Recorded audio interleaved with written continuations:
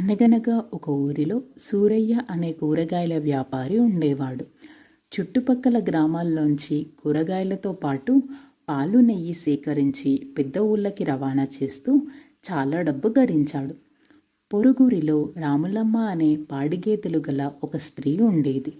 ఆమె వెన్న తీసుకొచ్చి సూరయ్యకు ఇచ్చేది. అతని దగ్గర కిలో కూరగాయలు కొని ఆ తరువాత వెన్న ఇచ్చి వెళ్ళేది. కొన్ని రోజుల తరువాత సూరయ్య గ్రామాధికారికి రాములమ్మ మీద ఫిర్యాదు చేశాడు. అయ్యా, నేను ఈ రాములమ్మ దగ్గర వెన్న కొంటాను. కొన్న ప్రతిసారి కిలోకి 100 గ్రాముల బరువు తక్కువ ఉంటుందయ్యా. సరిగ్గా తూచట్లేదు. దయచేసి ఆమె చేస్తున్న మోసానికి తగిన శిక్షేసి నాకు నష్టపరిహారం ఇప్పించండి అయ్యా అన్నాడు. గ్రామాధికారి రాములమ్మను పిలిపించి సూరయ్య ఫిర్యాదు చెప్పి వివరణ అడిగాడు.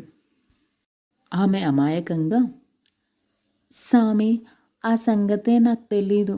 నా దగ్గర తూకపురాలు లేవయ్యా.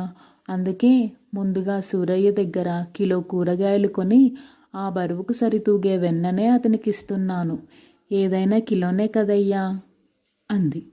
దాంతో గ్రామాధికారికి విషయం పూర్తిగా అర్థమయ్యింది. గ్రామాధికారి, రాములమ్మ చెప్పిన దాన్ని బట్టి చూస్తే ముందు నువ్వే ఆమెని మోసం చేయాలని ప్రయత్నించావు.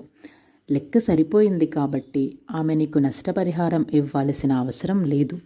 ఇక ముందైనా ఇలాంటి పనులు మానుకొని న్యాయంగా వ్యవహరించు అంటూ సూరయ్యని మందలించాడు.